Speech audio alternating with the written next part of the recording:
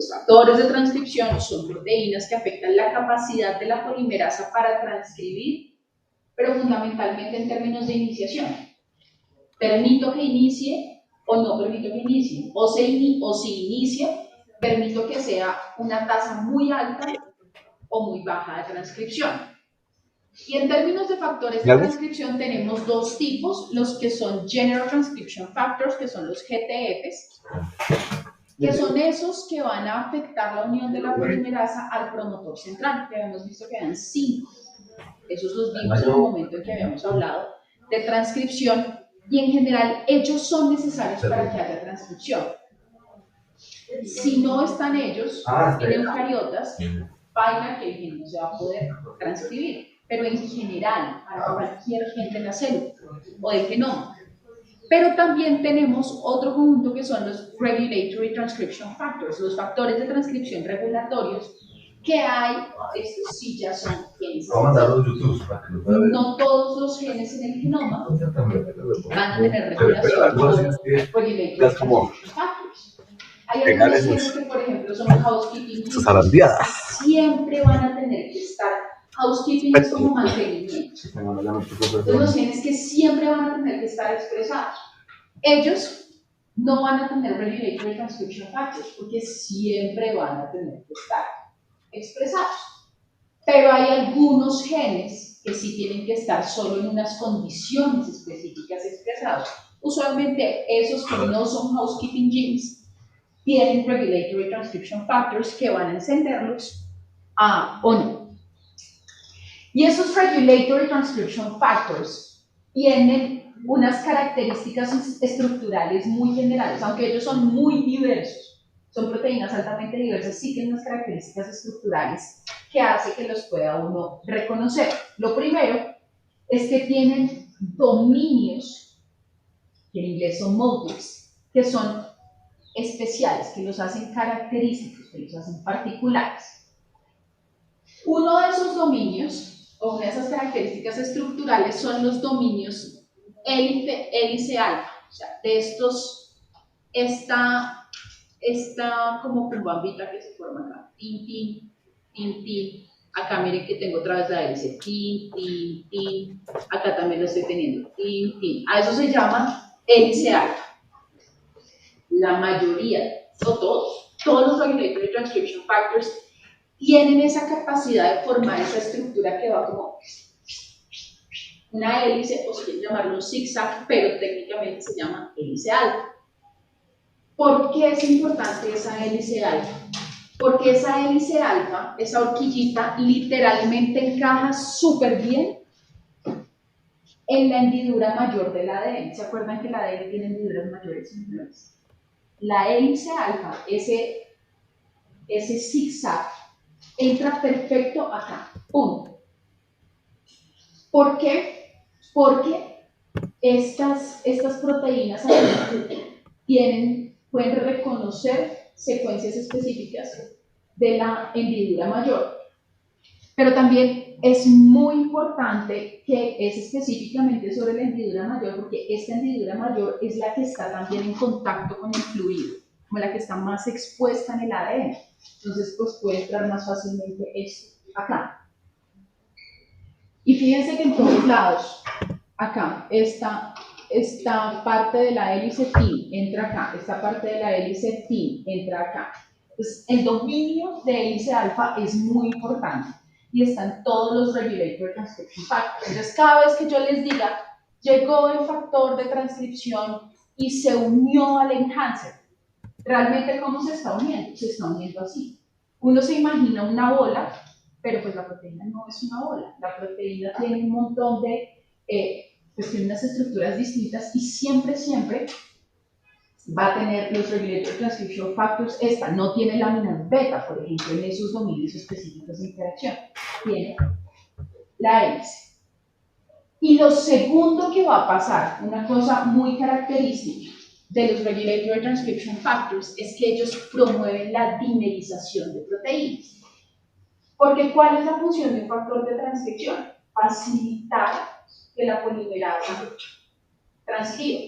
Pero lo hacen solitos, Usualmente no, ellos usualmente lo hacen porque reclutan a más proteínas a armar ese complejo de iniciación. Entonces, por eso es que favorecen la dimerización de proteínas, porque ellos tienen que llamar a más proteínas. Y esa dimerización de proteínas, ¿cómo se da?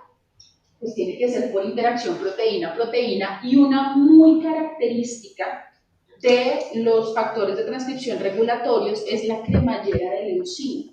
Tal vez ustedes lo han visto o en papers o en libros, que es el leucine zipper, que es las proteínas, los factores de transcripción regulatorios, usualmente tienen unas regiones muy ricas en leucina, muy ricas, muchas repeticiones, leucina, leucina, leucina, leucina, y cuando se encuentren con otra molécula regulatoria o necesiten reclutar otra molécula regulatoria, lo van a hacer para interactuar, para que haya interacción de esa otra proteína, debe tener también leucina, leucina, leucina.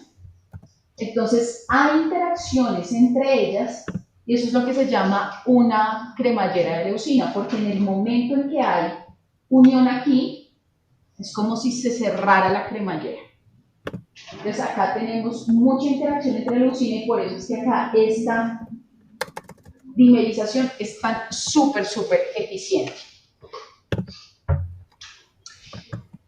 Ya sabemos que los factores de transcripción reguladores se unen o reconocen esos elementos reguladores del genoma que se llaman enhancers.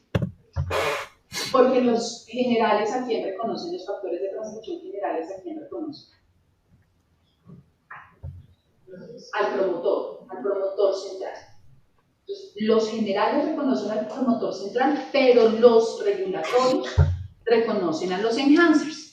Ya habíamos visto también que los enhancers están cis, o sea, en el mismo cromosoma que el gen que regulan, pero no necesariamente cerca al gen que regulan. Por eso a veces la accesibilidad del enhancer al gen que controlan necesariamente tiene que involucrar rearreglos de como giros de la cromatina de tal forma que lleguen a cercanía física el elemento regulador con su gen regular. Y obviamente el hecho de que se dé esta opción, esta posibilidad de hacer estos giros, requiere que la cromatina esté abierta. Ya habíamos visto también que si la cromatina está abierta, tenemos que transcripción o no, ¿sí? Y si está cerrada, no. Cuando un enhancer se une a un factor de transcripción regulatorio, puede llegar a aumentar la tasa de transcripción del gen hasta 1000 veces. Si no está unido, pues entonces claramente baja. Si el enhancer se une a un represor, pues se apaga la transcripción de ese gen. Pero la acción, la capacidad de estos factores de transcripción regulatorios de actuar sobre el gen que controlan, pues también tiene que ser controlada. Todo el tiempo en la expresión génica hay muchos peajes, muchísimos peajes, porque no se puede expresar todo en momentos azarosos, en células azarosas. Entonces, el factor regulatorio es per se regulador del gen, pero él también está sujeto a control. ¿Cómo se puede controlar? Usualmente por 3 formas. La primera, que haya unión de pequeñas moléculas efectoras que estén en el ambiente. ¿Qué tipo de moléculas efectoras uno puede encontrar? Por ejemplo, hormonas. Si tengo una hormona que se me una a este factor de transcripción, esta hormona ya hace que este factor de transcripción regulatorio sea funcional y pueda entrar a su enhancer. Y en ausencia de la hormona, pues no entra, porque no es funcional. La segunda opción, interacción proteína-proteína.